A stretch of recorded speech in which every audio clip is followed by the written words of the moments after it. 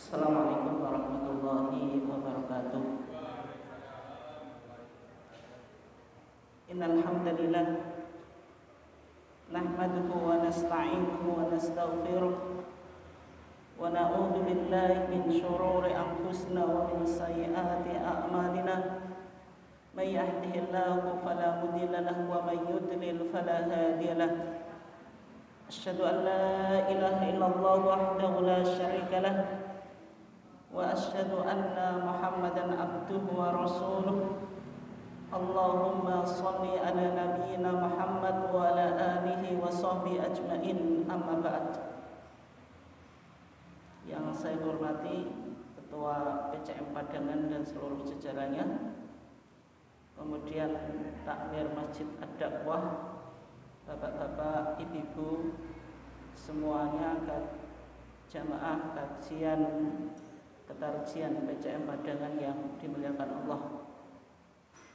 Alhamdulillah, pada kesempatan ini kita masih diizinkan oleh Allah Subhanahu wa taala untuk meluangkan waktu dalam upaya kita mengupgrade diri kita melalui kajian pada malam hari ini dalam keadaan sehat walafiat.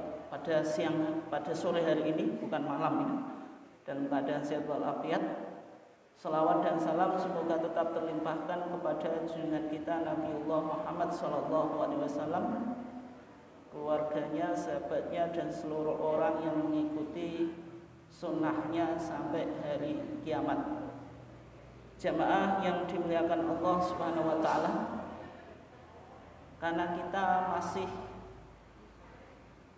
berada di akhir bulan Rajab dan nanti akan masuk Sya'ban di akhir bulan Rajab, yaitu tanggal 27 Rajab. Itu biasanya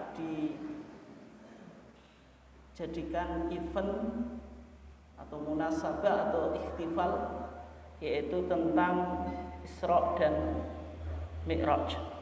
Karena peristiwa Isra itu dalam beberapa keterangan terjadi pada tanggal 27 Rajab.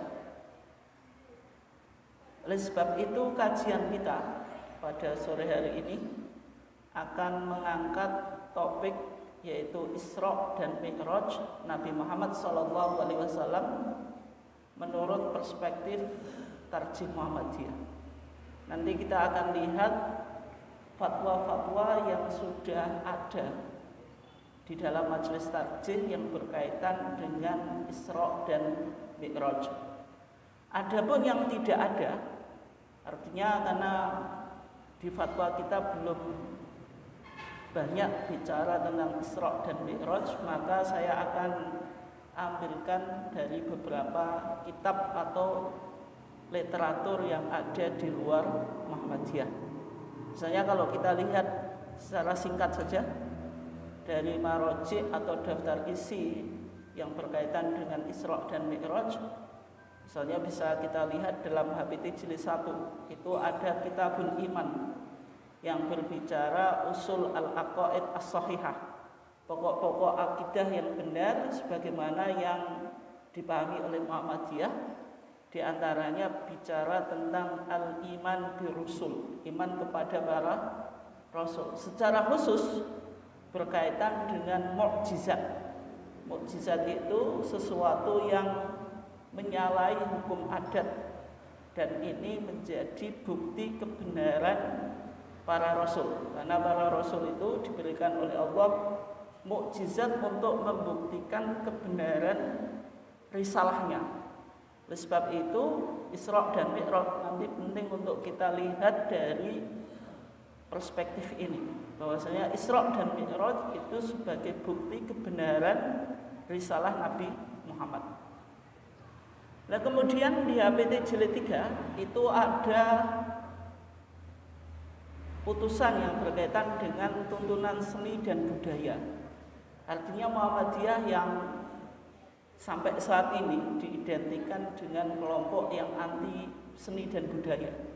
seolah-olah seni dan budaya di Muhammadiyah itu tidak bisa berkembang. Tapi sebenarnya Muhammadiyah juga mengapresiasi beberapa seni dan budaya. Di antaranya ada seni bahasa atau sastra atau prosa atau puisi. Misalnya ada karya Al-Barzanji. Bukunya gini ya Bapak dan Ibu sekalian, mungkin banyak dibaca di masyarakat. Ada kitab Mawalid, ini kan kitab Mawalid, ada riba, ada berjanji, ada qasidah burdah dan sebagainya. Ya meskipun di Muhammadiyah dalam melihat kitab ini sebagai karya sastra bagus, tapi mungkin beberapa isinya itu ada yang dinilai oleh Muhammadiyah mengarah pada al-ghulu. Ghulu itu apa? Terlalu berlebihan dalam memposisikan Nabi. Tetapi di antara isinya itu tidak semuanya artinya jelek, artinya boleh dipakai atau boleh dibaca. Tetapi tentu bagi orang yang spesialis itu nanti kita akan lihat bagaimana pandangan Barzanji atau berjanji, kalau yang betul apa, Al-Barzanji, yang ketika bicara tentang Isra dan Mi'raj. Kemudian di APT jilid 1, di TJA Tanya Jawab Agama juz 1 halaman 29 itu bicara tentang hadis sholat. Kemudian TJA jilid 3 halaman 29 bicara Isra dan Mi'raj, ketika Nabi Mi'raj ke langit yang 7 itu. Kemudian TJA jilid 6 itu bicara hukum merayakan Isra dan Mi'raj. Hukumnya ini boleh atau tidak? Karena ada pro dan kontra. Ada yang menganggap sunnah, kemudian ada yang menganggap apa? Bid'ah. Oleh sebab itu HPT kita sebenarnya sudah ada pembahasan tentang hukum merayakan Isra dan Mi'raj. Kemudian ada Syarah Aqidah Tahawiyah yang ditulis oleh Syekh Ibnul Is. Ini kitab yang cukup populer dalam bicara tentang masalah akidah. Kemudian Madarik As-Su'ud yang ditulis oleh Al-Imam Nawawi Al-Bantani atau Syekh Nawawi atau Mbah Nawawi Al-Bantani. Ini ulama Jawa yang berasal dari Banten tapi mendunia, dan kitabnya banyak dipakai di lingkungan pesantren. Bapak dan Ibu sekalian yang dimuliakan Allah, sebelumnya kita coba lihat apa yang disampaikan oleh kitab Fathul Mu'in. Kitab Fathul Mu'in itu kitab yang populer di masyarakat, yaitu kitab fikih dalam mazhab Syafi'i, dan diajarkan di pesantren tradisional. Karena di pesantren itu ada trilogi kitab fikih. Hierarkinya ada Fathul Qari Mujib itu tingkatan paling bawah. Kemudian Fathul Mu'in itu menengah, Fathul Wahab itu yang paling tinggi. Nah, kitab Fathul Mu'in ini di samping diajarkan di pesantren, tapi juga sering dijadikan rujukan dalam Bahsul Masail atau Bahsul Masail Diniyah, lembaganya LBM, Lembaga Bahsul Masail Diniyah. Di dalam kitab ini Bapak dan Ibu sekalian, di Babus Sholah, bukunya kalau yang handbook atau versi saku kayak ini kecil, tapi ada yang cetakan yang kertasnya kuning itu juga. Di sana dijelaskan ya tentang Isra dan Mi'raj, dihubungkan dengan sholat, karena ketika kita bicara Isra maka berkaitan dengan kewajiban di dalam agama yang berkaitan dengan sholat. Ada sholat 5 waktu di dalam agama kita itu. Yang sholat 5 waktu itu hukumnya fardu ain, kewajiban yang dibebankan atas setiap individu dari seorang muslim, bukan fardu kifayah. Artinya kalau sholat 5 waktu itu tidak boleh diserahkan ke sebagian umat Islam. Beda dengan misalnya sholat jenazah. Kalau sholat jenazah itu kan fardu kifayah. Artinya kalau ada sebagian dari umat Islam yang melakukan, maka gugur kewajiban bagi yang lainnya. Tapi kalau sholat 5 waktu itu fardu ain. Di sana dikatakan wa furidot, dan difardukan, maksudnya wa furidot lan den farduake apa salat 5 waktu tadi. Lailatul Isra, ing dalem malam Isra, ba'dan nubuwah, ing dalem sakwise kenabian, bi asri sinin, kelawan 10 tahun, wa salasati asyurin lan 3 bulan, lailatus sab'in, ing dalem malam 7 wa isrin lan 20, maksudnya 17 min Rajab, dari saking bulan Rajab. Artinya apa?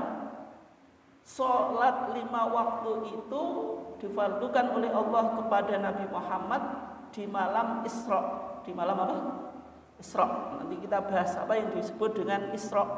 Isra itu perjalanan malam yang ditempuh oleh Nabi minal Masjidil Haram, dari Masjidil Haram yaitu yang berada di Mekah, ila Masjidil Aqsa, ke Masjid Aqsa yang ada di Palestina.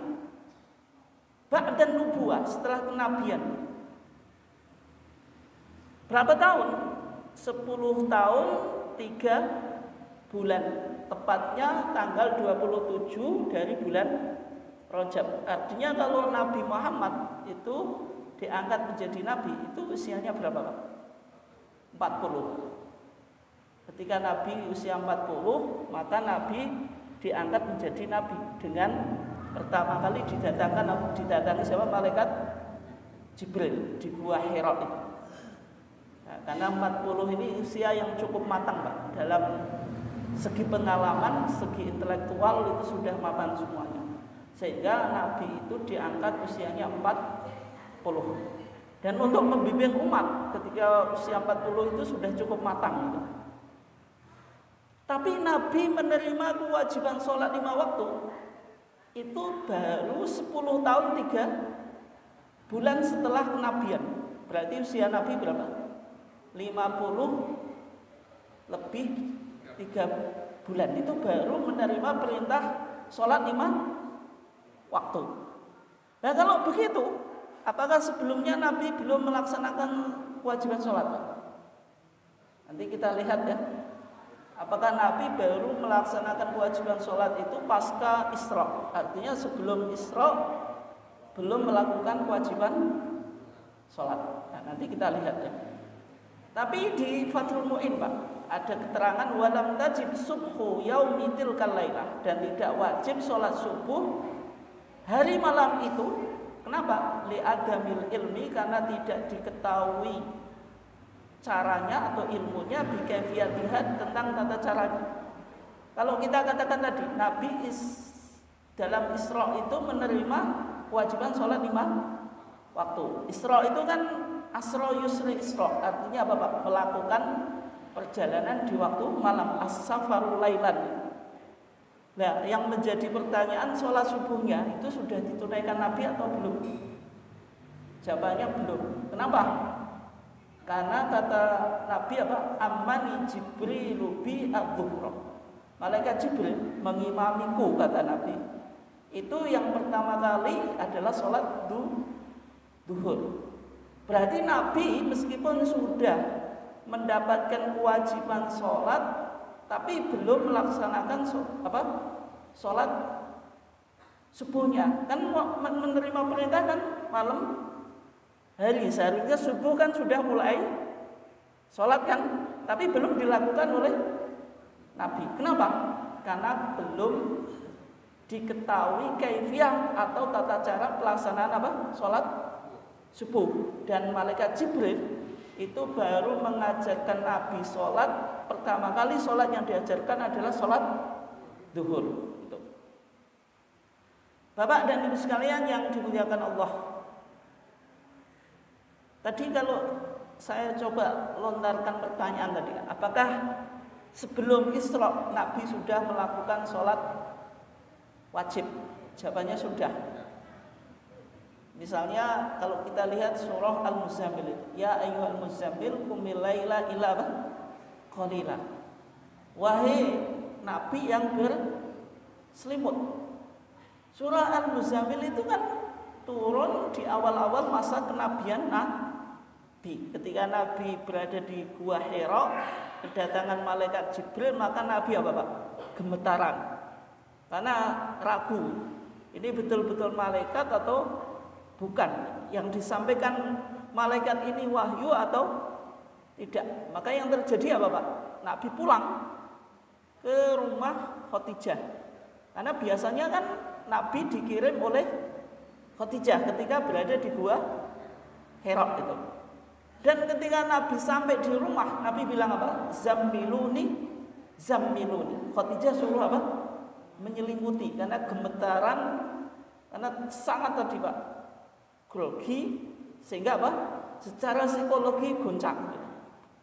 Dan setelah itu turun apa? Ya ayyuhal muzammil, wahai Nabi yang berselimut. Qumil laila illa qalila, disuruh untuk melakukan sholat malam. Dan sehingga Nabi ketika itu melakukan sholat malam. Cumannya sholat malam ini separuh malam, kurang dari separuh malam atau lebih dari separuh malam. Maka kalau jenengan baca di surat Al-Muzammil Pak itu, Inna rabbaka ya'lamu annaka taqumu dan seterusnya, itu menunjukkan Nabi itu di awal-awal apa? Melakukan sholat malam itu separuh malam. Wa ta'ifatun minal ladzina ma', dan diikuti oleh orang-orang yang sudah menerima kenabian atau risalah Nabi. Tapi kalau kewajiban sholat malam itu dilakukan apa? Separuh malam. Kira-kira sanggup atau tidak Pak? Jawabannya nggak sanggup, cukup berat Bu. Apalagi kita di siang hari apa? Bekerja. Sebagian kita juga apa? Sakit. Sehingga kewajiban tersebut dinasakh. Dinasakh itu apa? Dihapus dengan firman Allah masih di surah Al-Muzammil, faqra'u ma tayassara minhu wa aqimus shalah. Disuruh melakukan sholat malam tapi sesuai dengan kemampuan. Tapi karena ini masih berat Pak, akhirnya Nabi disuruh sholat rokaatain, 2 rakaat bil ghadati pada waktu pagi, wa rokaatain dan 2 rakaat bil asyiyah di sore hari. Sampai terjadinya apa? Isra. Berarti sholat itu sudah diwajibkan Nabi, tapi tidak ujuk-ujuk langsung sholat 5 waktu. Bapak dan Ibu sekalian yang dimuliakan Allah. Dan kalau kita bahas Isra, kenapa Allah Subhanahu wa taala penting untuk melakukan Isra kepada Nabi Muhammad? Ada alasan yang penting sekali. Kenapa Nabi Muhammad perlu untuk melakukan perjalanan dari Masjidil Haram ke Masjidil Aqsa? Ada 2 peristiwa Pak yang cukup menggoncang dakwah Nabi, baik dari segi psikologi maupun dari segi apa Pak? Finansial. Yang pertama, kematian Abu Thalib. Abu Thalib itu siapa? Paman Nabi. Abu Thalib dalam kitab Berjanji Pak, itu disebutkan meninggal min asyiril bi'tsah, dari 10 tahun dari kenabian. Maksudnya 10 tahun pasca kenabian, sebagaimana dalam kitab Fathul Mu'in tadi, bahwasanya Isra terjadi 10 tahun pasca kenabian. Ketika Abu Thalib ini meninggal Pak, maka sangat berkonsekuensi pada masa depan dakwah Nabi. Kenapa? Karena Abu Thalib itu pelindung dakwah Nabi secara publik. Nabi sejak diangkat menjadi Nabi dan melakukan dakwah secara jahron atau alaniatan, secara publik, itu tidak lepas dari apa? Dukungan Abu Thalib. Artinya kalau tidak didukung Abu Thalib, Nabi sudah dibunuh oleh orang musyrik sejak awal melakukan dakwah. Itu alasan pertama ya. Artinya ketika Abu Thalib meninggal, maka pelindung dakwah Nabi secara publik menjadi hilang. Yang kedua Pak, Abu Thalib ketika meninggal itu sudah menerima Islam atau belum? Belum. Ketika Abu Thalib belum menerima Islam, Bagi Nabi sangat menyedihkan atau tidak? Sangat menyedihkan, Pak. Bagaimana seorang yang melindungi dakwah Nabi meninggalnya belum masuk Islam. Kan enggak tega tuh, Pak. Kalau misalnya jenengan punya orang tua ya, tiap hari merawat jenengan ya, sejak kecil sampai besar gitu, tiba-tiba meninggal misalnya, contoh, tidak dalam keadaan Islam, pasti secara psikologi akan berdampak. Demikian juga yang dialami oleh Nabi. Pamannya yang melakukan proteksi dakwah Nabi tiap hari dan tiap malam meninggal tapi belum menerima Islam. Maka dalam hadis, Pak, hadis Ibnu Musayyab dari bapaknya, ketika menceritakan kematian Abu Thalib.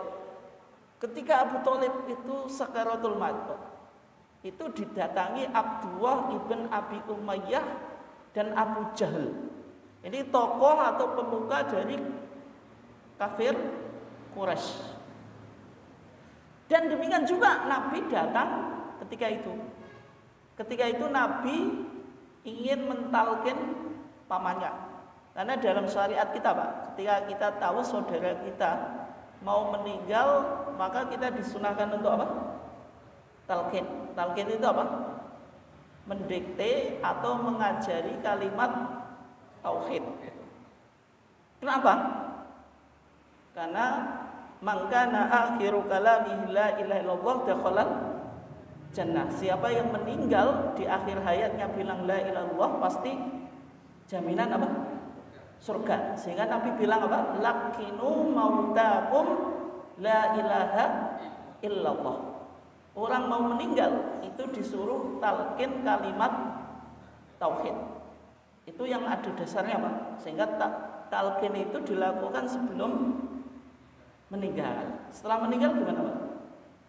Nah, itu ada pembahasan khusus ya. Tapi intinya mautakum itu man hadaratul munyah, kata Ibnu Majah. Orang yang mau kedatangan kematian. Mautakum itu orang yang mau mati, bukan orang yang setelah mati. Kenapa kok mau mati, Pak? Karena berkaitan dengan hadis mangkana akhirul kalami la ilaha illallah dakhala jannah. Siapa yang akhir ucapannya la ilaha illallah pasti dijamin masuk surga. Maka ketika itu Nabi berkata kepada pamannya, ya ammi, wahai pamanku, qul la ilaha illallah, ucapkan kalimat la ilaha illallah. Kata Nabi, kalimatan uhajulaka biha indallah. Ya paman, ini kalimat yang nanti saya bisa berargumentasi di hadapan Allah. Maksudnya bisa menolong kalau pamannya berhak menjadi penghuni surga.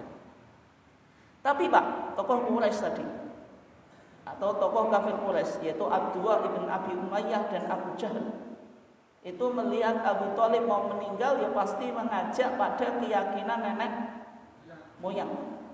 Makanya orang yang meyakini tentang keyakinannya nenek moyang dianggap benar, ya tentu tidak mau berubah. Maka Abu Thalib juga ketika mau ditalqin Nabi, maka dua orang tadi mengatakan atarghabu an millati Abdul Muthalib. Wahai Abu Thalib, apakah engkau membenci agamanya Abdul Muthalib, yaitu siapa? Kakeknya Nabi. Atau apakah engkau mau meninggalkan agama nenek moyang? Dua-duanya itu saling mentalkin, Pak. Sampai akhirnya Abu Thalib itu meninggal ala millati Abdul Muthalib dan tidak mau mengatakan kalimat tauhid. Nah, ketika Nabi tahu pamannya meninggal belum mengucapkan kalimat tauhid, apakah Nabi menyerah, Pak? Tidak. Nabi ingin memintakan ampun untuk pamannya. Maka Nabi berkata ketika itu, la astaghfiranna laka ma lam unha an. Ya pamanku, saya akan meminta ampun kepada engkau selama aku belum dilarang. Tapi wahyu, Pak, ketika itu turun. Karena orang muslim itu tidak boleh mintakan ampun kepada orang yang non Muslim. Tapi kalau ziarah kubur boleh nggak? Kita punya orang tua misalnya bukan Muslim atau sahabat dekat bukan Muslim sudah meninggal, bolehkah ziarah kubur? Boleh nggak Pak? Boleh. Kalau melawat Pak, teman akrab non Muslim meninggal, dengan melawat boleh nggak? Boleh. Ikut pemakaman boleh Pak? Boleh. Tapi yang tidak boleh minta ampun. Itu. Nah, yang dilakukan Nabi di awal-awal apa? Ingin memintakan ampun untuk pamannya. Tapi ketika itu turun firman Allah atau wahyu apa? Maka lin nabi walladzina amanu ayastaghfiru lil musyrikin. Tidak pantas bagi nabi dan orang-orang yang beriman memintakan ampun di hadapan Allah untuk orang-orang musyrik. Berarti kalau ziarah kubur boleh selama tidak memintakan ampun. Kalau melawat jenazah non muslim boleh, itu tidak masalah. Ikut proses pemakaman juga boleh. Tapi kalau memintakan ampun supaya Allah mengampuni dosanya, dimasukkan ke surga, lah itu yang tidak boleh. Nah kemudian Allah juga menurunkan ayat khusus yang berkaitan dengan ketika Nabi tidak bisa membimbing pamannya, apakah dakwah Nabi gagal Pak? Nabi kan membimbing banyak umatnya, dakwah pamannya saja kan enggak berhasil Pak. Kayak misalnya jenengan ya, juru dakwah terkenal tapi bapaknya belum mau sholat. Apakah itu kiai sing gak jelas? Bapak awe gak gelem sholat kok ngajak wong liya sholat. Anggapan semacam itu betul atau enggak? Kan bisa kita hubungkan dengan Nabi. Masa Nabi mengajak orang lain masuk Islam? Umpamanya saja Nabi enggak berhasil. Maka ketika itu Allah menurunkan ayat apa? Innaka la tahdi man ahbabta. Wahai Muhammad, sesungguhnya engkau tidak bisa memberi hidayah kepada orang yang engkau cintai. Siapa? Abu Thalib.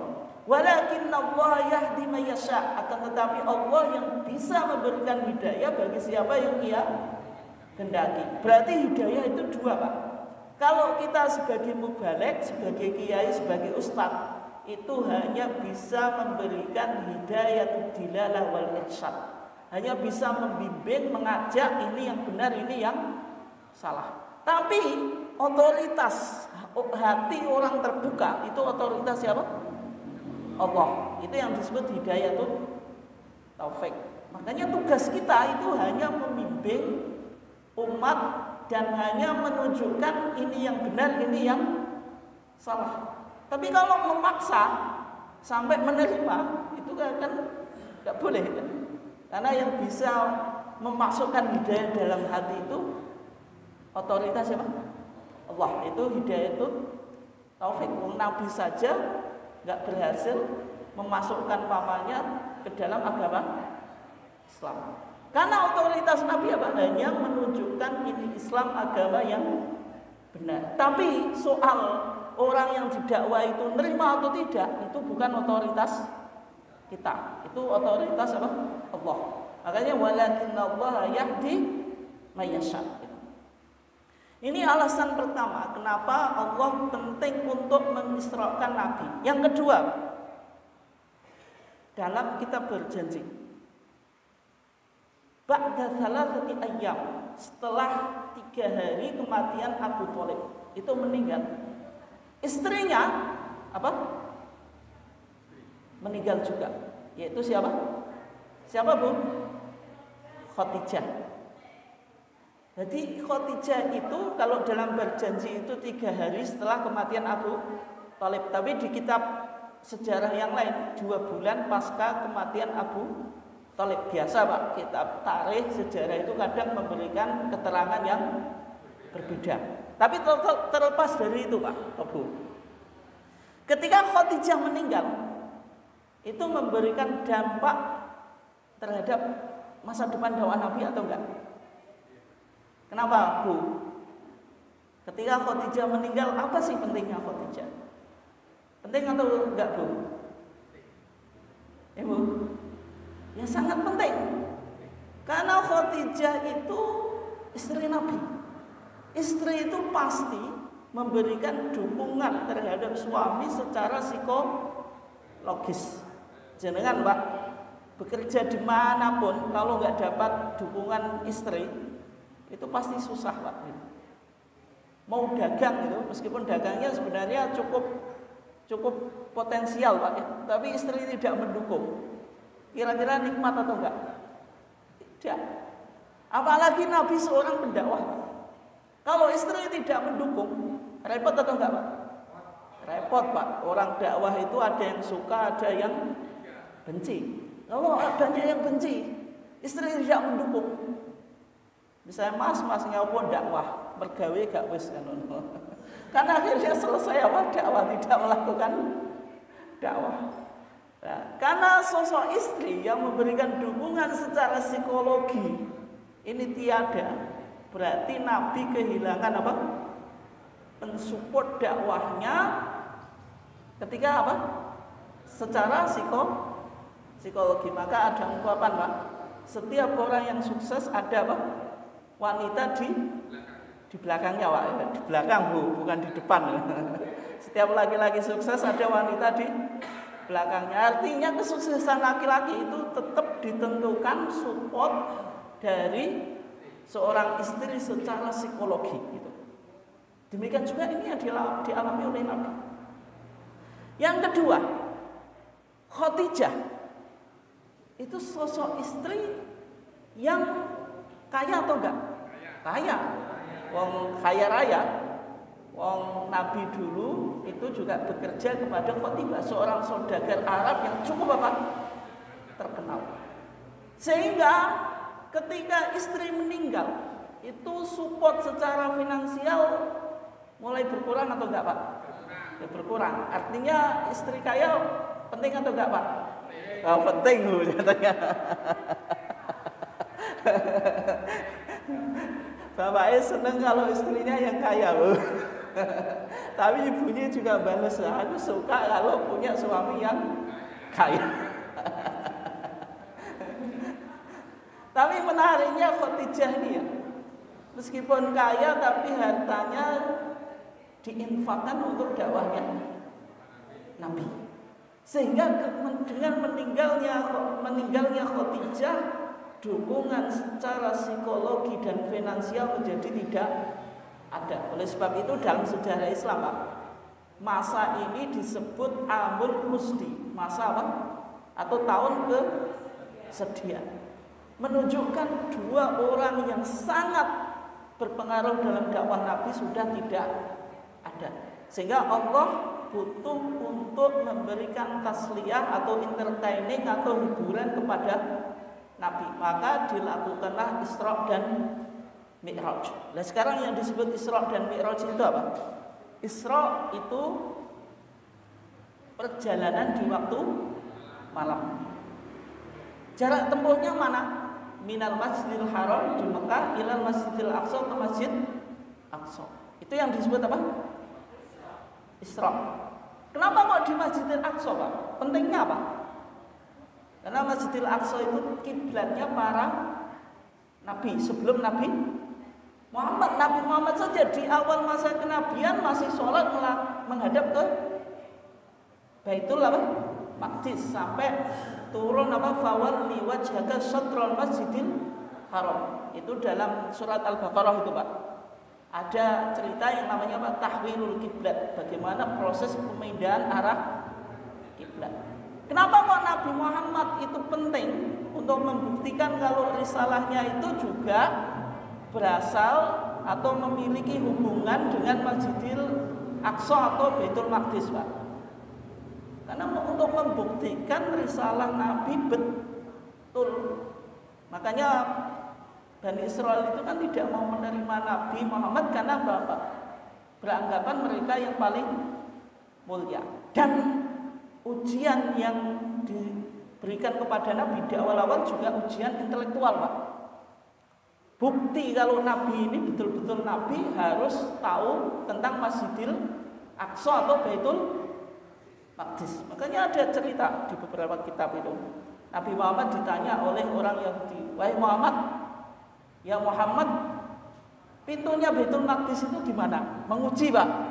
Padahal kan Nabi kan nggak pernah ke Baitul Maqdis. Kenapa ujian membuktikan kalau Nabi itu betul-betul dapat wahyu, ya pasti tahu Baitul Maqdis.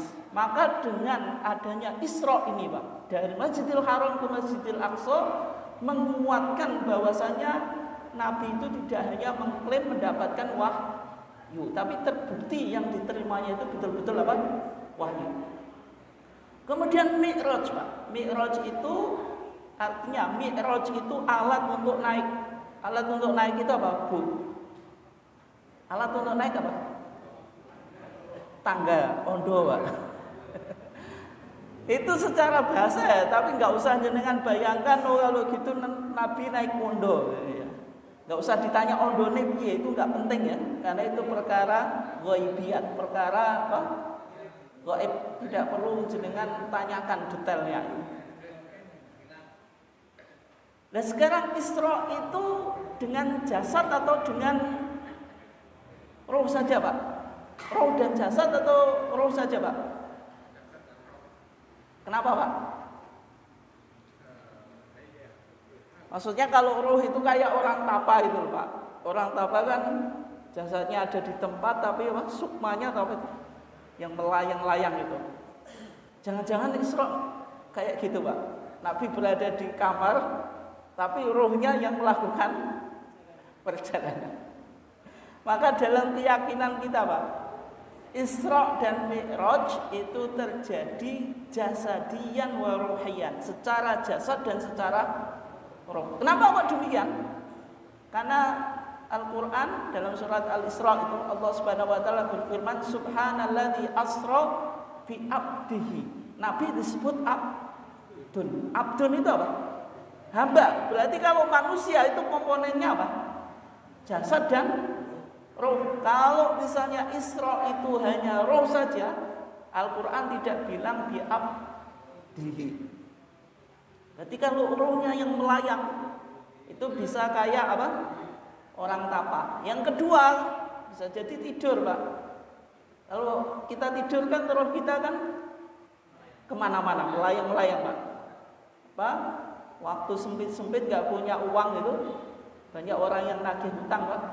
Kita tidur, tiba-tiba apa? Mendapatkan uang miliar-miliar. Tapi itu kan roh kita, Pak. Kita dapat bisnis apalah gitu, kemudian bisa apa? Menyauri utang kan.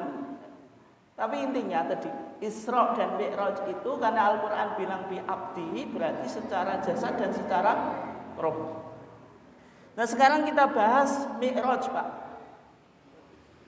Dalam peristiwa Mi'raj itu Nabi dari Masjidil Haram dari Masjidil Aqsa atau Baitul Maqdis naik ke langit yang ke-7. Di langit yang pertama Nabi ketemu, ini dia hadisnya sahih, Pak, hadis Imam Muslim ya. Nggak usah saya bacakan karena hadisnya cukup panjang ya. Nabi ketemu dengan beberapa nabi. Di langit yang pertama Nabi ketemu Nabi siapa, Pak? Nabi Adam. Adam itu sosok nabi yang pertama atau yang menjadi asal usul manusia atau mbahnya para manusia.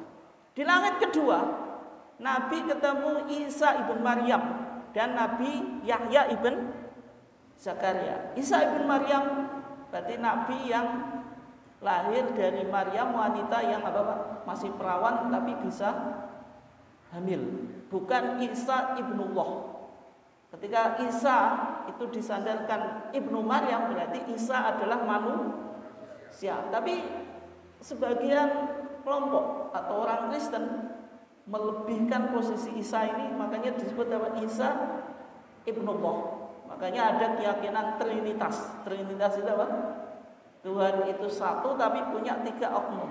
Oknum Bapa, oknum Anak, dan oknum Rohul Kudus. Makanya Isa itu adalah ibnullah, the son of God atau ibnullah. Kemudian Yahya ibn Zakaria ini yang membaptis Isa, karena Yahya ibn Zakaria dalam Injil itu disebut Yohanes Pembaptis, seorang nabi yang mengumumkan pertobatan. Cara orang bertobat bagaimana? Mau disucikan lewat apa? Mandi, itulah yang disebut apa? Pembaptisan. Makanya kalau orang dibaptis itu kan dicemplungkan ke sungai atau kalau sekarang pakai kolam Pak, di gereja-gereja itu. Itu menunjukkan apa? Kayak bayi dilahirkan. Artinya dosanya terhapus. Kemudian di langit ketiga, Nabi ketemu siapa Bu? Yusuf. Nabi Yusuf itu sosok yang apa Bu? Yang tampan. Tampan mana Bu? Kali suami jenengan, kali bapaknya. Sama-sama tampan Bu ya. Nah, ini Nabi Yusuf ini sosok yang cukup tampan ya. Makanya Zulaikha itu terpincut dengan ketampanannya Nabi Yusuf. Para wanita ketika itu nggak percaya, masa Zulaikha kok kepincut sama Nabi Yusuf. Makanya wanita diundang, ibu-ibu diundang kasih jamuan buah sama pisau gitu. Nah, Nabi Yusuf suruh keluar, akhirnya jarinya terpotong semuanya nggak terasa. Karena apa? Melihat betapa tampaknya Nabi Yusuf. Kemudian di langit keempat ketemu Nabi Harun. Ketemu Nabi Idris. Nabi Idris itu nabi simbol peradaban literasi, karena Idris itu nabi yang pertama yang mengajarkan tulisan pakai kolam, Pak, pakai tulisan itu atau pena. Artinya orang sudah mulai menulis. Makanya Idris itu akarnya dal, ro, sin, jadi madrasah, jadi dirosah, jadi darsun, durus, kemudian apa? Idris. Menunjukkan apa? Orang yang sudah mulai belajar dengan tulisan. Kemudian di langit yang kelima ketemu Nabi Harun. Nabi Harun ini yang sama-sama diutus untuk Fir'aun. Sama-sama diutus dengan saudaranya yaitu Nabi Musa. Dan Nabi Harun ini memiliki kecakapan dalam berbicara. Karena Nabi Musa waktu kecil kan kedal itu Pak. Dikasih api sama apa? Roti sama wowo kan, dipilih wowonya kan, akhirnya apa? Itu. Dan Nabi Harun ini ketemu, Nabi Muhammad ketemu Nabi Harun di langit yang kelima. Di langit keenam ketemu Nabi Musa, seorang nabi yang disebut kalimullah, yang berbicara langsung dengan Allah. Wa kallamallahu Musa taklima. Kemudian di langit yang ketujuh ketemu Nabi Ibrahim, sosok seorang nabi yang disebut Abul Anbiya, bapaknya para nabi. Dalam studi perbandingan agama Pak, ada 3 agama yang disebut Abrahamic faith, agama-agama Nabi Ibrahim. Adyan Samawiyah yaitu apa? Yahudiyah, Judaism, Masihiyah, Christianity, terus Islam. Semuanya pasti merujuk pada sosok Ibrahim. Orang Yahudi itu mbahnya orang Yahudi ya Ibrahim. Karena Ibrahim itu punya anak siapa? Ishak. Ishak itu punya anak siapa? Yakub. Yakub itu punya 12 anak. Salah satunya siapa? Yusuf, Bunyamin, dan Yahuda. Inilah suku-suku Bani Israel. Bagi orang Kristen Pak, Ibrahim juga penting. Makanya Injil yang pertama Injil apa Pak? Dalam Injil itu Injil apa? Matius.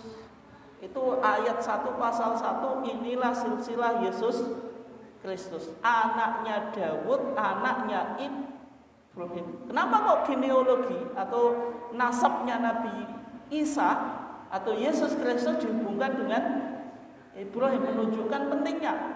Karena apa? Semua nabi kalau tidak punya genealogi dengan Ibrahim berarti apa? Gagal menjadi nabi. Termasuk Nabi Muhammad. Genealoginya kan lewat Nabi Ibrahim. Nabi Muhammad lewat Nabi Ismail. Ismail anaknya Ibrahim, tapi tidak lewat apa? Ishak gitu. Nah, ketika itu Nabi Muhammad Setelah apa? Setelah ketemu para nabi, naik ke Sidratul Muntaha, kemudian sampai di makom mukafahah. Makom mukafahah itu apa? Nabi berbicara langsung dengan Allah dan mendapatkan perintah apa? Sholat 5 waktu gitu. Mendapatkan perintah apa? Sholat 5 waktu gitu. Kalau kita coba perhatikan Pak di sini, Isra dan Mi'raj tadi kan berkaitan dengan langit Pak. Langit ke 7. Lah langit itu maksudnya apa? Gitu. Ini coba diperhatikan ya, karena ini agak ilmiah sedikit. Sebenarnya kalau kita sebut langit, langit itu apa? Kalau dalam bahasa Al-Quran itu langit itu ada 3 makna ya. Yang pertama as-sama itu maksudnya lapisan atmosfer yang berada di permukaan bumi, yang mengandung macam-macam gas, oksigen, nitrogen dan seterusnya itu. Misalnya ketika Al-Quran bilang wa anzala minal ma'i ma'an, dan Allah menurunkan wa anzala minas sama'i, dan wa anzala dan menurunkan sapa Allah minas sama'i dari langit ma'an air. Berarti air itu ada kandungannya yang berupa apa? Kok air. Langit itu ada kandungannya yang berupa air. Karena kan air itu kan ketika terjadi pemanasan kan menguap itu Pak. Menguap kemudian jadi mendung, kemudian turun menjadi hujan gitu. Kemudian yang berikutnya, as-sama dalam Quran artinya ruang angkasa. Ruang angkasa ada bintang-bintang, planet-planet, ada galaksi. Misalnya ketika Allah Subhanahu wa taala berfirman, "Wa laqad zayyana as-samaa'a dunya bimasabih." Sungguh kami telah menghiasi langit-langit dunia dengan masabih, dengan apa? Bintang-bintang. Artinya kalau disebut langit itu ya ada bintang, ada planet, ada galaksi itu. Yang ketiga, Pak, as-sama itu dalam bahasa Al-Qur'an segala ciptaan selain bumi. Karena ada langit, ada bumi, berarti selain bumi ya langit. Makanya bintang ya di langit, matahari ya di langit. Itu kalau bahasa Quran semacam itu. Tapi yang menjadi pertanyaan Pak, ketika kita bicara Isra dan Mi'raj, Isra dan Mi'raj itu ketika kita katakan Nabi tadi bertemu dengan para Nabi di langit, artinya terjadi di langit. Itu di langit yang mana Pak? Atau langit di galaksi apa gitu? Itu yang susah dijawab. Misalnya ada galaksi Milky Way, galaksi atau yang disebut apa? Bima Sakti. Milky Way itu karena kayak susu itu Pak. Ini kan kalau kita lihat kan kayak susu toh. Makanya disebut apa? Galaksi Milky Way, yang di situ ada planet yang sekarang sudah nyampe berapa? Masih 9 atau nambah lagi? Itu intinya itu ya. Ada Plato, Uranus dan seterusnya itu. Atau misalnya di galaksi Andromeda. Andromeda itu apa? Galaksi yang terdekat dengan bumi. Makanya sering ada berita kalau galaksi Andromeda ini akan mencaplok bumi. Nah, Isra Mi'raj itu kira-kira terjadi di galaksi apa? Masih di galaksi Milky Way, galaksi Bima Sakti yang menjadikan apa? Pusat tata suryanya apa? Matahari, atau di Andromeda, atau misalnya di alam malakut, alam yang berada supranatural Pak, Jabarut atau alam apa? Nah, dari kajian Majelis Tarjih memang sampai sekarang belum ditemukan apa? Kepastian jawaban. Tapi paling tidak Isra Mi'raj ini bisa menjadi spirit kita Pak, untuk mengembangkan teknologi. Dengan Isra dan Mi'raj berarti manusia berpotensi untuk naik ruang angkasa. Isra dari Masjidil Haram ke Masjidil Aqsa ditempuh dalam jarak yang cukup cepat, berarti manusia bisa berpindah dari satu tempat ke tempat yang lain dengan jarak yang cukup cepat. Ini artinya mendorong lahirnya teknologi gitu. Nah, berikutnya Pak pertanyaannya, kalau tadi Nabi itu ketemu berapa Pak? setiap langit 7 ketemu Nabi, kecuali langit yang kedua Nabi Isa dan Nabi Yahya ibn Zakaria. Berarti ketemu 8 Nabi. Ketemunya Nabi itu dalam secara jasad, secara roh, atau gimana Pak? Para Nabi yang ditemui Nabi Muhammad itu rohnya saja atau jasad dan rohnya juga Pak? Belum tahu Pak. Nah, ketika itu majelis tarjih ya, dalam menjawab pertanyaan itu ada 3 kemungkinan Pak. Yang pertama, Nabi Muhammad berjumpa dengan para nabi itu secara jasad dan secara roh, sedangkan para nabi hanya secara roh saja Pak. Itu kemungkinan pertama. Kemungkinan kedua, nabi hanya secara roh saja Pak, dan para nabi juga secara roh. Yang ketiga Pak, Nabi Muhammad berwujud secara roh dan secara jasad, dan para nabi juga secara roh dan jasad. Tapi yang menjadi pertanyaan Pak, kalau kemungkinan ketiga ini atau yang menjadi keberatan, bagaimana para nabi itu rohnya dikembalikan ke jasadnya? Padahal manusia itu rohnya setelah meninggal kan, roh sama jasad kan lepas Pak, tidak bisa menyatu kecuali apa? Setelah yaumul ba'tsi, hari kebangkitan. Oleh sebab itu kemungkinan Pak, dari sekian kemungkinan yang dijelaskan oleh majelis tarjih, kemungkinan yang pertama, nabi secara jasad dan roh, tapi para nabi secara roh. Meskipun mengkaji ini juga terlalu dalam, nggak penting Pak. Dalam artian, pokoknya ini hal yang gaib. Ya, maksudnya kalau ada pertanyaan ini ada 3 kemungkinan. Kalau majelis tarjih lebih cenderung nabi secara jasad dan roh, dan para nabi secara roh saja. Meskipun Allah kan juga sangat mustahil, sangat mungkin untuk mengembalikan roh dan jasadnya para nabi.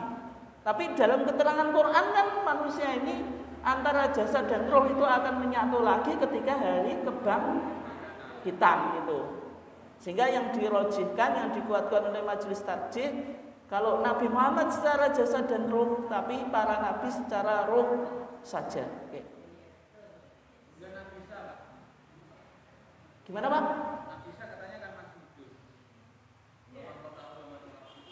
Wa ma qataluhu wa ma salabuhu walakin syubbiha lahum.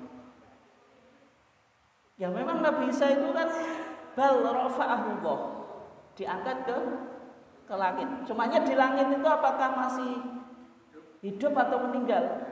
Nah, itu perdebatan juga Pak. Tapi yang jelas Nabi Isa itu akan turun lagi nanti sebelum menjelang kiamat, dan akan tadi merobohkan salib, merobohkan gereja, dan memimpin sholat ketika itu dengan Imam Mahdi. Artinya peristiwa nuzulu Isa, kembalinya Nabi Isa itu memang banyak disebutkan di dalam hadis itu. Artinya ya Nabi Isa itu memang, kalau sekarang itu sudah meninggal atau belum kan wallahu alam. Termasuk Nabi tadi kan, kalau ruh itu kan masih hidup Pak. Sehingga kalau pandangan majelis tarjih ruhnya ketemu Nabi Muhammad mungkin, tapi jasadnya ini kan yang diperdebatkan. Meskipun bisa jadi ini kekhususan Nabi Isa, nanti ketika Nabi Isa itu turun ke bumi ya tetap dengan jasad dan roh. Tidak kita pahami nanti rohnya saja yang turun kembali ke bumi. Oke, berikutnya Isra Mi'raj ini ada peristiwa yang paling penting ini berkaitan dengan perintah sholat 5 waktu. Ketika Nabi Muhammad tadi ketemu Allah di maqam mukafahah, yaitu tempat bertemunya Allah dengan Nabi Muhammad. Nabi Muhammad diberikan kewajiban sholat 5 waktu. Ketika Nabi Muhammad turun di langit ke-6, ketemu Nabi siapa? Musa. Maka Nabi Musa ketika itu tanya kepada Nabi Muhammad, "Ya Muhammad, ma faradallahu laka ala ummatika." Wahai Muhammad, apa yang difardukan oleh Allah atas umatmu. Qultu, kata Nabi, faradu khamsina sholatan, Allah mewajibkan sholat 50, Pak. Maka ketika itu Nabi Musa mendengar jawaban Nabi Musa memberikan saran kepada Nabi, farji ila rabbika, suruh kembali menemui Allah. Fa inna ummataka la tutiqu dzalik, sesungguhnya umatmu tidak akan mampu. Kenapa, Pak? Karena Nabi Musa lebih pengalaman, karena Nabi yang lebih dulu ketimbang Nabi Muhammad, dan juga sudah lama membimbing Bani Israel yang terkenal berengkel. Artinya Nabi Musa ya cukup pengalaman. Kalau umatku saja 50 nggak kuat, apalagi umatmu. Kemudian setelah itu Nabi Muhammad menemui Allah lagi, minta takhfif, yaitu keringanan. Fawadu asyatroha, maka Allah menggugurkan setengahnya. Kalau 50 25, Pak, itu kalau hitungan matematis ya. Tapi hadisnya cuma fawadu asyatroha, menggugurkan setengahnya, tidak disebutkan angkanya. Kemudian ketemu Nabi Musa lagi. Nabi Musa tetap ngomong, irji ila rabbika fa inna ummataka la tutiqu dzalik, suruh kembali kepada Allah, kalau umatnya Nabi Muhammad tidak mungkin sanggup. Nabi Muhammad naik ke makom mukafahah lagi, minta keringanan. Kemudian fawadu asyatroha, digugurkan setengahnya lagi, Pak. 50, 25, terus berapa, Pak? 12 setengah, Pak. Itu kalau jenengan tanya, dan setengah ini sholatnya gimana itu? Itu kalau perhitungan matematika ya.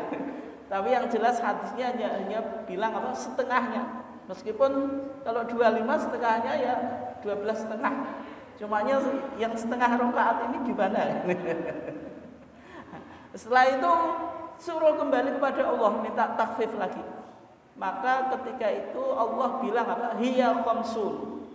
Salat itu 5 salat. Wa hiya khamsun, tetapi ganjarannya 50. Ini berkahnya umat Nabi Muhammad, Pak. Melaksanakan salat 5 kali, tapi nilainya kayak 50 salat.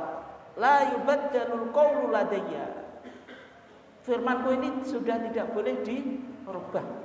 Tapi ketika Nabi Muhammad ketemu Nabi Musa masih ngotot, irji ila rabbika, suruh kembali ke Tuhanmu atau suruh minta keringanan. Tapi Nabi Muhammad bilang apa? Istahyaitu min rabbi, saya sudah malu.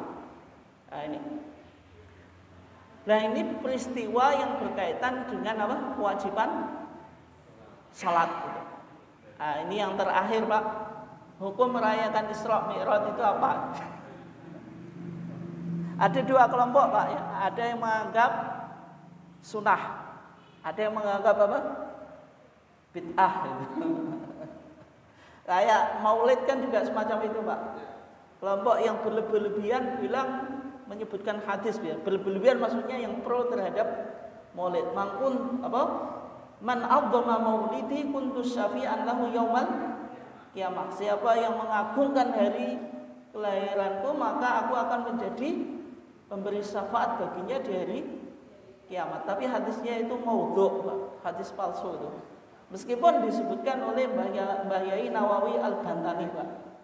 Tapi maulid Nabi itu kan dalam sejarah dirayakan 4 Hijriyah. Artinya sebelumnya kan belum ada perayaan maulid gitu. Bagaimana kok Nabi bilang apa? Man adzama maulidi kuntu syafi'an lahu yaumal kiamah. Nah, Isra Mi'raj sebenarnya kalau kita lihat bagaimana hukumnya? Maksudnya merayakan Isra atau memperingati Isra dan Mi'raj. Dalam pandangan Muhammadiyah, masalah itu dibagi menjadi 2, Pak. Kalau umur diniyah atau ta'abudiyah, perkara ibadah, maka kalau ibadah ya dasarnya harus Quran dan Sunnah. Artinya kalau ibadah ya tidak boleh adanya bid'ah. Karena man ahdatsa fi amrina hadza ma laisa minhu fa huwa raddun. Man amila amalan laisa alaihi amruna fa huwa raddun. Hadis Aisyah. Ini masuk perkara ta'abudiyah, ibadah atau diniyah, atau masalah ghairu ta'abudiyah atau umur duniawiyah, perkara keduniaan. Kalau perkara keduniaan itu hukum asalnya apa Pak? Boleh. Nah kalau kita merayakan Isra dan Mi'raj, ini urusan keduniaan atau urusan ibadah? Kalau ibadah harus ada dalil dari Quran dan Sunnah. Misalnya Nabi memerintahkan para sahabat untuk merayakan Isra dan Mi'raj, nggak ada Pak. Dalil Quran dan dalil Sunnah tidak ditemukan. Berarti masuk perkara dunia. Perkara dunia hukum asalnya apa? Boleh. Berarti merayakan Isra dan Mi'raj itu boleh kalau ada maslahat. Misalnya Isra Mi'rajnya kita isi ngaji ya boleh. Tapi kalau Isra Mi'raj harus baca bacaan tertentu, misalnya kayak ini, nggak usah saya sebutkan. Harus pakai ini, ya itu kan berarti apa? Mengkhususkan cara pelaksanaan itu nggak boleh. Nanti bisa mengarah ke bid'ah. Tapi kalau sekedar Isra Mi'raj diisi ngaji, kayak kita ngaji ini, masa ini bid'ah? Kan enggak juga. Nah, gitu. Itu kalau dianggap apa? Umur duniawi, artinya boleh dilakukan kalau ada maslahat. Tapi kalau tidak dilakukan, ya berarti tidak apa. Karena tidak ada dalil yang secara khusus menganjurkan untuk Isra dan Mi'raj. Mungkin sekian kajian kita. Silahkan kalau ada yang ditanyakan. Monggo Pak atau Bu. Monggo. Waalaikumsalam.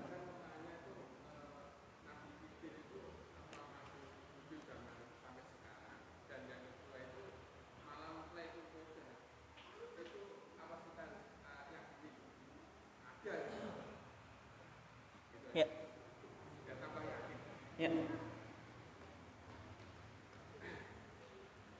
Yang pertama, Nabi Khidir. Nabi Khidir itu ceritanya yang lebih jelas di surah Al-Kahfi itu. Yaitu ketika Nabi Musa ketemu Nabi Khidir. Nabi Khidir itu nabi yang susah untuk diinterpretasikan, Pak. Makanya Nabi Musa saja yang nabi yang sangat hebat tidak bisa memahami logika Nabi Khidir. Terjadi beberapa peristiwa dalam surat Al-Kahfi itu, Pak. Nabi Khidir itu dalam tradisi tasawuf Pak atau sufi, itu nabi yang bisa memberikan ilmu laduni Pak. Laduni itu apa? Laduni itu dari sisiku, maksudnya ilmu dari sisi Allah. Ada ilmu yang bisa muncul tanpa proses belajar. Biasanya pengagum atau pengikut sufi itu meyakini ada ilmu laduni. Makanya kelompok sufi dengan melakukan ibadah semacam ini nanti akan muncul ilmu secara tiba itu ilmu laduni.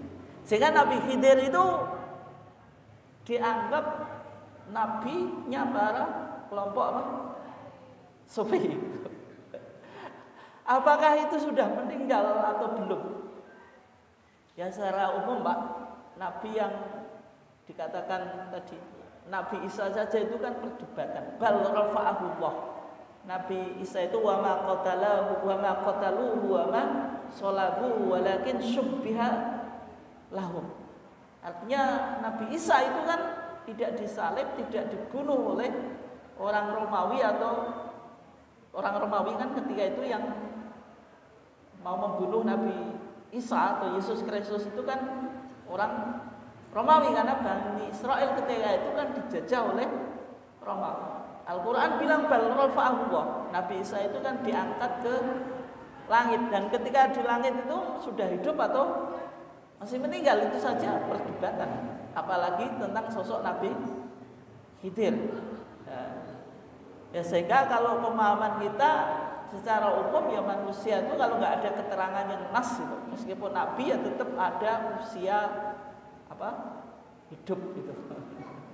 Sehingga dalam pandangan kita ya Nabi Khidir itu ya sebagaimana nabi-nabi yang lain. Meskipun mungkin dalam kalangan sufi Pak, tapi kan itu banyak cerita-cerita yang dibangun, dan kalau kita kan memahami sesuatu kan harus berdasarkan dalilnya sahih atau tidak. Nanti kan kena itu Pak. Kalau sekedar cerita ya nanti bisa betul bisa tidak. Kalau kontradiksi dengan hadis yang sahih berarti kita pakai hadis yang sahih daripada sekedar mempercayai cerita yang sumbernya belum tentu valid gitu. Kemudian yang kedua tentang Lailatul Qadar. Inna anzalnahu fi Lailatul Qadri. Apakah itu hanya malam pertama turunnya Al-Quran? Karena inna sesungguhnya kami anzalnahu menurunkan ia itu apa? Hu itu maksudnya Quran. Fi Lailatul Qadr di dalam malam Lailatul Qadar. Artinya Al-Quran itu memang turunnya fi lailatin mubarakah, di malam yang penuh berkah. Malam penuh berkah itu ya fi Lailatul Qadar, malam Lailatul Qadar. Apakah Lailatul Qadar itu hanya terjadi di masa awal turunnya Al-Quran? Jawabannya tidak Pak. Kalau kita pahami hanya sekali, bagaimana Nabi bilang apa? Taharau Lailatul Qadri fi sab'in wa ishrin min Ramadan. Bersungguh-sungguhlah atau carilah kamu Lailatul Qadar di malam 27 daripada bulan Ramadan. Sabda Nabi itu diucapkan Nabi setelah Nabi menerima Quran atau setelahnya Pak? Maksudnya wahyu pertama itu kan setelahnya. Sehingga Lailatul Qadar itu dalam pandangan jumhur ulama ya tetap masih terjadi, yang akan berulang-ulang fi kulli sanatin, di setiap tahun. Yang Nabi bilang malam Lailatul Qadar itu disuruh yang pertama akhir 10 hari terakhir, asyru awakhir min Ramadan, 10 hari terakhir daripada bulan Ramadan, dan fi autari al-lailah, di malam-malam ganjil. Malam ganjil itu bisa intikal, yaitu berpindah-pindah dari satu malam ke malam yang lain itu. Artinya yang penting ganjil, kemudian yang kedua di 10 hari terakhir daripada bulan Ramadan. Kalau pandangan jumhur semacam itu Pak.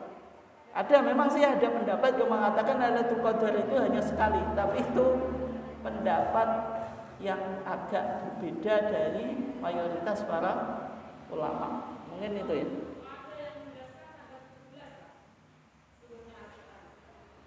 Ya, itu memang yang di Indonesia kan tanggal 17. Memang ada beberapa keterangan dari kitab, termasuk itu loh, kitab yang Nurul Yakin Sirah Nabawi yang di Indonesia sering dipakai, itu bilang memang 17 Ramadan itu kan diperingati sebagai nuzulul Quran. Memang ada keterangan itu. Kalau Ibnu Katsir malah bilang 24 Ramadan. Itu kan keterangan beberapa sejarah. Sehingga kalau di Indonesia, memang secara di Indonesia itu diyakini tanggal 17 Ramadan. Bisa jadi di negara lain juga beda. Meskipun sudah diresmikan sebagai hari nuzulul Quran. Tapi yang jelas kalau Lailatul Qadar di Indonesia pun tetap meyakini 10 hari terakhir daripada bulan Ramadan dan di malam-malam ganjil. Imam Syafi'i bilang tanggal 23 Ramadan. Itu menurut Imam Syafi'i. Gimana?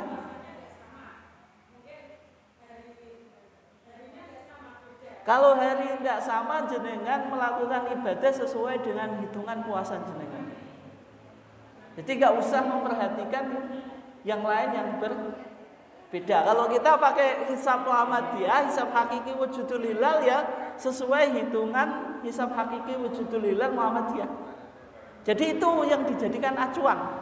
Meskipun itu beda misalnya dengan ru'yatul hilal pemerintah. Jadi nggak usah menghitungnya yang jenengan lakukan itu.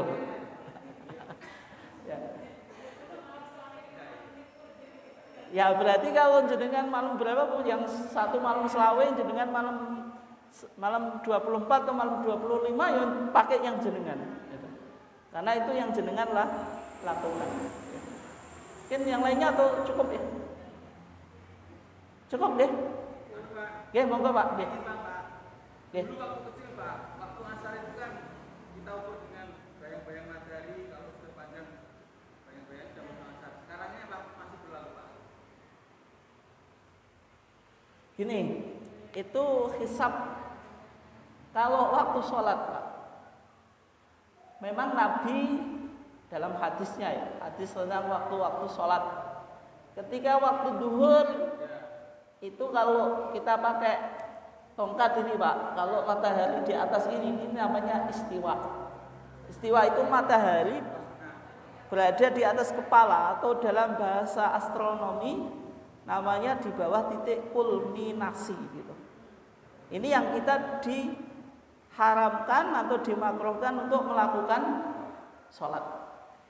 Baru masuk, kecuali hari Jumat loh Pak. Kalau jenengan hari Jumat pakai istiwa ya repot. Makanya hari Jumat itu dikecualikan. Makanya jenengan kalau hari Jumat tidak perlu untuk menunggu sampai waktu istiwa selesai. Kalau nunggu ya repot Pak kan itu. Pasti waktu istiwa itu di hari Jumat pasti ada orang yang masih sholat, entah tahiyatul masjid, entah apa kan itu. Yang asar itu Pak. Ya, sebentar Pak, kan nanti hampir sama nanti. Kalau misalnya ke sini bayang-bayang matahari bergeser sedikit ke barat, ini namanya zawal. Namanya apa? Zawal. Ini kalau zawal ini masuknya waktu sholat duhur. Kalau bayang-bayang ini sejajar dengan ini Pak, nanti sudah mau masuk waktu asar. Dan yang sekarang yang menjadi pertanyaan, apakah boleh pakai hisab atau harus nggak melakukan ini loh Pak, mempraktekkan sendiri pakai tongkat atau apa? Bisa dua-duanya Pak. Tapi secara umum karena hisab itu sudah akurat, kalau kita di masjid yang sudah biasa kan sudah ada jadwalnya. Tapi kalau jenengan misalnya di sawah nggak dengar azan, nggak bawa HP, nggak bawa jam Pak. Meskipun itu juga kayaknya sudah nggak mungkin ya sekarang. Nah, misalnya semacam itu, boleh pakai tadi, bisa pakai apa? Pakai tongkat tadi, mau sholat subuh gitu, atau di tengah alas atau di tengah apalah gitu. Itu pakai secara konvensional, secara tradisional gitu monggo. Meskipun saya kemarin ngaji Pak, ada yang tanya ke saya, sampai sekarang belum saya teliti. Sekarang katanya hisab jadwal kita itu azan duhur belum, kalau kita teliti belum sampai zawal. Artinya matahari masih istiwa, kadang belum istiwa saja sudah mancing waktu duhur sesuai hisab. Tapi itu berdasarkan pengakuan yang tanya loh, kan ini kan butuh dibuktikan apakah betul atau tidak. Lah sampai sekarang saya belum meneliti ya. Itu nanti jenengan bisa mungkin coba lihat apakah betul atau enggak gitu. Meskipun itu kan harus diteliti ya, bukan sekedar pengakuan, apalagi satu orang kan bisa jadi orangnya ini yang salah mengamati. Tapi secara umum ya kalau hisab yang ada hisab waktu sholat itu secara umum akurat Pak. Mungkin demikian ya. Ya, monggo Pak. Ya.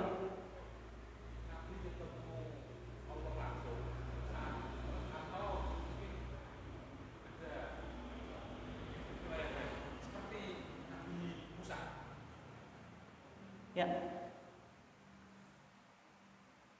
Nah, Nabi ketemu Allah itu apakah melihat secara kasat mata atau hanya dengan hati, Pak? Kalau kita baca di berjanji, Pak, berjanji itu Nabi ketemu Allah secara kasat mata. Ini kalau kita baca berjanji ya, wa amatalahu hujubal anwar al jalaliyah wa arahu bi ainihi ra'sihi min hadrati rububiyah. Maka Allah membuka takbir-takbir cahaya keagungannya dan memperlihatkan kepada Nabi dengan dua mata kepalanya. Artinya apa? Melihat Allah secara langsung. Tapi kalau kita lihat di akidah Tahawiyah, Pak, dalil yang menunjukkan kalau Nabi melihat Allah secara langsung itu tidak ada. Misalnya ini, tsumma dana fatadalla, kemudian dia mendekat dan semakin mendekat. Ini dalam surat An-Najm, Pak. Allamahu syadidul quwa dzu miratin fastawa wa huwa fil ufuqil ula. Tsumma dana fatadalla. Siapa ini?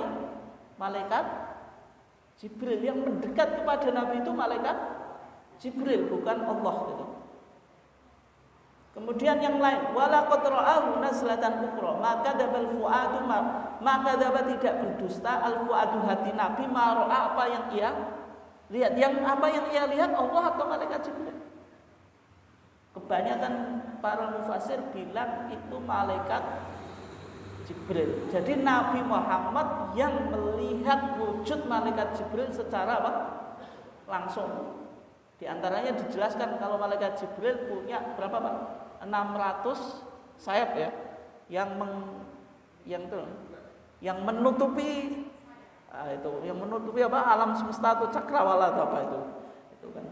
Itu malaikat apa?